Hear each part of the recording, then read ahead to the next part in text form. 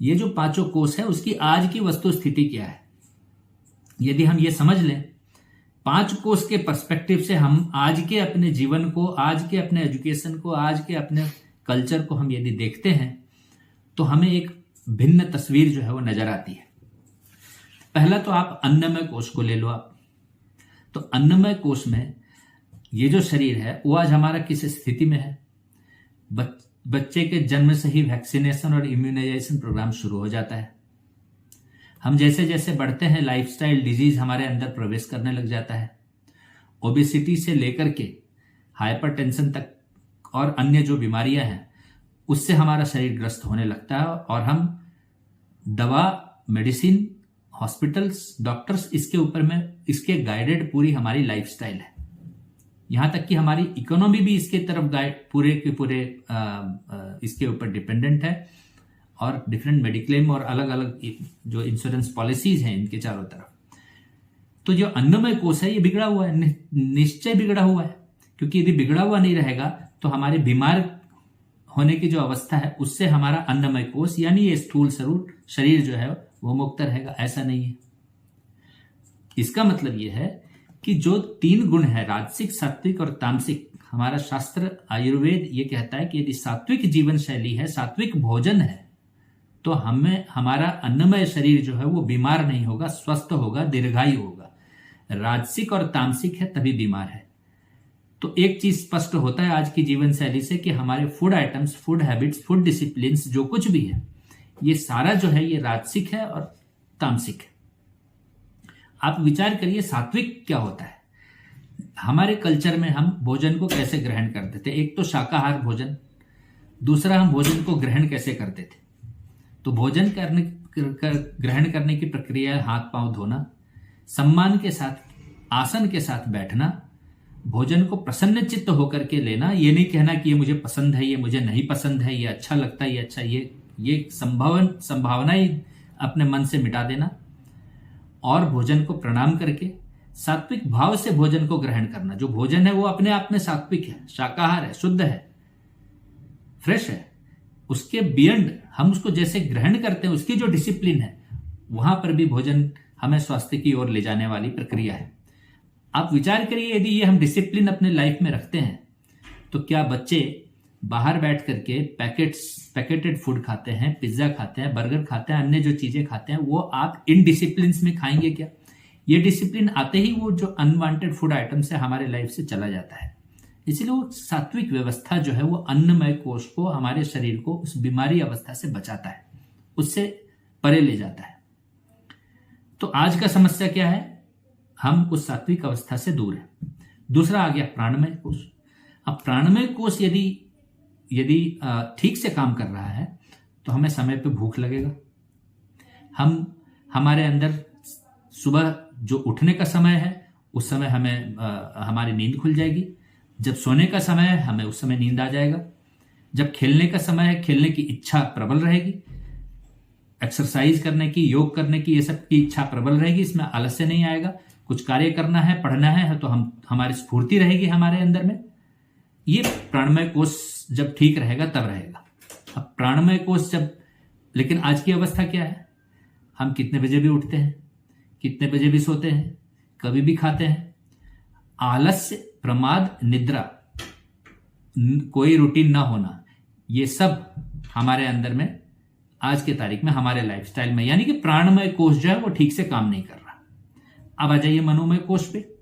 आज की स्थिति में हम देखते हैं मनोमय कोष कैसा है हमारा। जैसा आपको कहा कि मनोमय कोष यदि ठीक है तो हमारे अंदर पॉजिटिव इमोशंस रहेंगे, हम किसी के बारे में बुरा नहीं सोचेंगे, स्वार्थ नहीं होगा, आसक्ति नहीं होगी किसी चीज के प्रति, कॉन्फिडेंस रहेगा, विश्वास रहेगा, अपने आत्मबल रहेगा हमारे अंदर। तो ये जो पॉजिटिव इंटेंशन है यदि वो नहीं है, और आज की जो स्थिति है वो क्या है, बच्चे जिद्दी हैं। जिद्द क्यों है, क्योंकि स्वार्थी है, उनको जो चाहिए वो चाहिए और आप उनके सामने हार जाते हैं।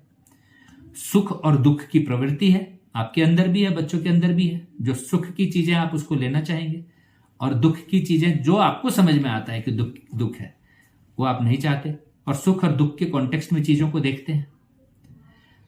जो आज बच्चों में जो है कृतज्ञता की कमी आ गई है, बड़ों के प्रति आदर की भावना नहीं है, अनादर है, सम्मान की भावना नहीं है। तो ये सारे जो मनोदशा है, इसका रिजल्ट ये है कि बच्चे ऑटिज्म का शिकार हो रहे हैं, लोग डिप्रेशन का शिकार हो रहे हैं, रैशनैलिटी नहीं है लोगों में। तो ये आज का मनोमय कोष जो है इस तरीके का काम कर रहा है। और इसके आगे आप आ जाइए विज्ञानमय कोष।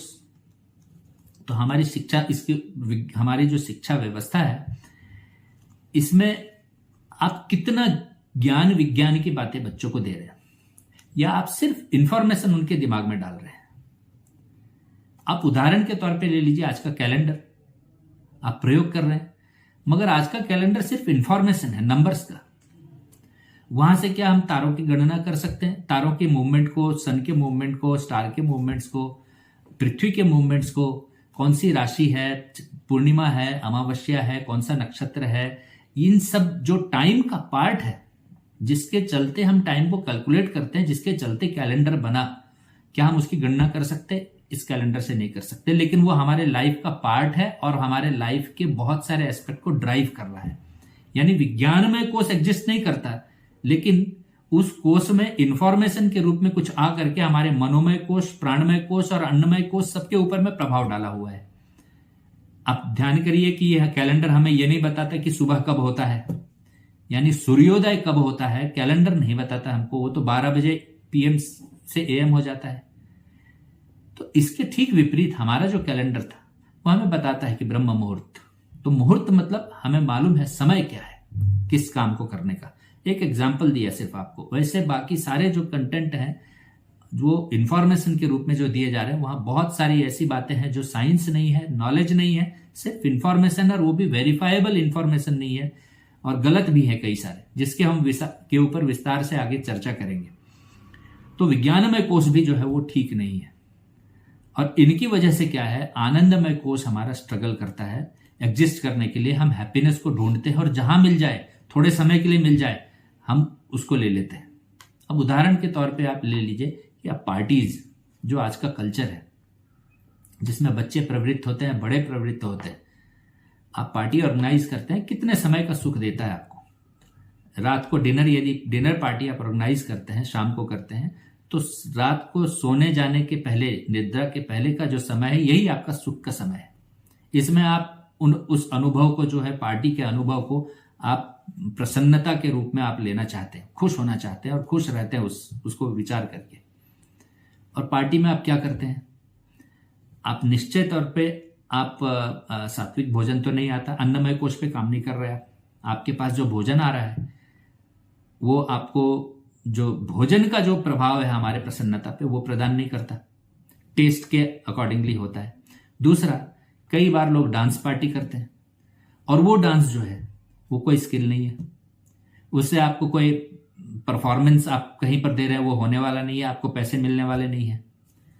वो एक वेस्टर्न डांस की जो है वो आप उसको फॉलो करते हैं, आंख बंद करके फॉलो करते हैं, और वहां आप खुशी ढूंढना चाहते हैं आप थोड़े समय के लिए, मगर उसका फायदा आपको कुछ भी नहीं है।